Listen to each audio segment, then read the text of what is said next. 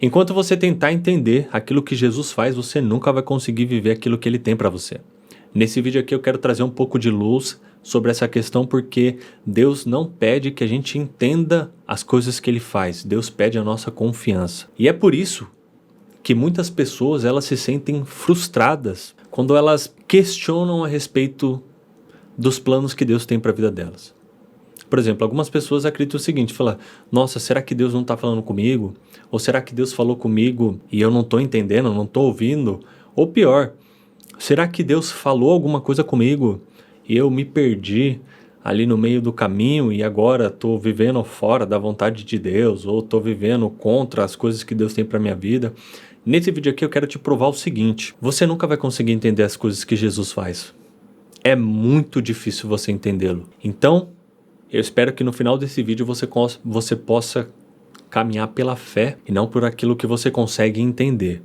Mas eu vou construir essa ideia baseada no seguinte. Tem uma pessoa na Bíblia, um dos encontros que eu mais admiro é o de Jesus com Mateus, o publicano. E por que eu admiro tanto esse encontro? E esse daqui é a prova de que a gente dificilmente vai entender as coisas que Jesus faz. Quando a gente lê a história de Mateus, a gente não consegue perceber algumas coisas muito claras no texto. Se você não fizer uma exegese, ou se você não estudar um pouco de como funcionava o contexto da época, você vai perder uma riqueza gigantesca que eu vou te entregar agora. Na visão de qualquer judeu, na época ali contemporânea de Jesus, o Império Romano ele era tido como opressor e como inimigos de Deus. E é por isso que muitas e muitas vezes Jesus é questionado a respeito do reino. Quando o Senhor vai estabelecer o seu reino? Quando é que o Senhor vai subjugar os inimigos e vai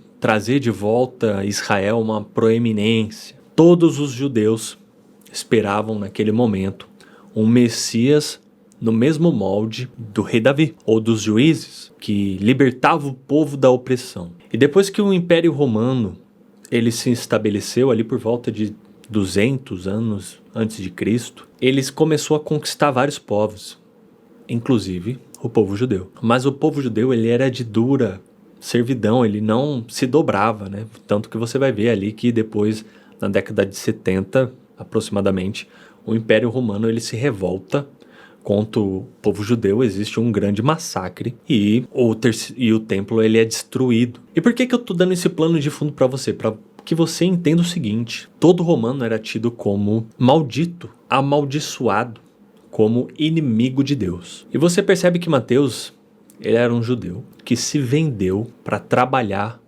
como coletor de impostos. E a coleta de impostos era a expressão clara da opressão dos judeus. Então, quando eles... não sei se você já assistiu a série The Chosen, mas isso daí fica muito claro, porque existe muita discussão entre Pedro e Mateus na série. É legal, assiste a série The Chosen. O imposto era a marca de que o povo judeu ele estava sendo oprimido. E pela ironia de Jesus ele vai e chama Mateus, um judeu, que se vendeu ao Império Romano para oprimir, para ser o meio opressor do povo judeu. E é por isso que Jesus ele era duramente condenado quando ele se encontrava com publicanos.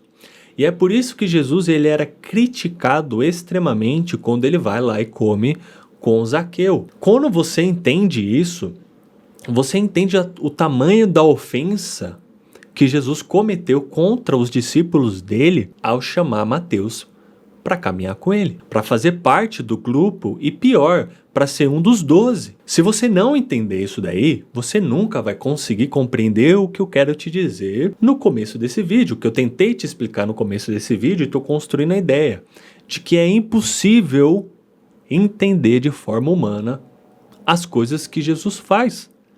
Porque Jesus ele não olha como nós olhamos. Jesus ele conhece aquilo que nós seríamos se Adão não tivesse pecado. Então Jesus ele consegue olhar para as nossas vidas ainda que, enquanto nós estamos numa posição de pecador, né? Porque a gente entende que a gente é salvo pela graça e a gente entra no processo de santificação. Daqui no foco desse vídeo eu posso comentar mais sobre isso daí depois. Jesus ele consegue olhar para nós e ver aquilo que ele vai fazer nas nossas vidas. E ver o que nós, quando nos submetermos, quando nós nos colocarmos debaixo das ordenanças dele e da graça, o que nós podemos nos tornar. Então, quando Jesus ele chama Mateus, ele causa uma ofensa no meio daquele grupo, e tudo ainda fica muito pior quando ele faz dele um dos 12. Estou te dizendo isso para que você entenda de que Jesus não cabe na nossa mente.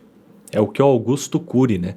Ele explica quando ele vai comentar sobre a conversão dele ao cristianismo. Augusto Cury, se não me engano, um psiquiatra muito famoso no mundo todo, tem diversos livros publicados. Aqui no Brasil ele é um palestrante excepcional. E ele conta o seguinte, que ele foi um dos maiores ateus que existiu, ao ponto de pegar a Bíblia, estudá-la, para poder então refutar a veracidade da Bíblia. E quando ele chega nos evangelhos, ele começa a ver quem Jesus era e principalmente como Jesus tratou Judas, chamando ele de amigo após ser traído e tudo que Jesus fez, a paixão mesmo de Cristo, ele acaba se convertendo, porque ele fala, é impossível que alguém tenha criado um personagem como Jesus. E ele fala uma frase interessante, ele diz o seguinte, das duas uma, ou Jesus ele é um louco, um alucinado, né, que acredita que é um Deus e não passa de um maluco, ou ele realmente é quem ele diz que é. Só existe duas opções. Estou te dizendo tudo isso daqui para que você entenda o seguinte, é impossível compreender Deus. Augusto Cury tentou e não conseguiu. E você não é a exceção. Dificilmente você conseguirá entender os planos que Jesus tem para sua vida de forma clara.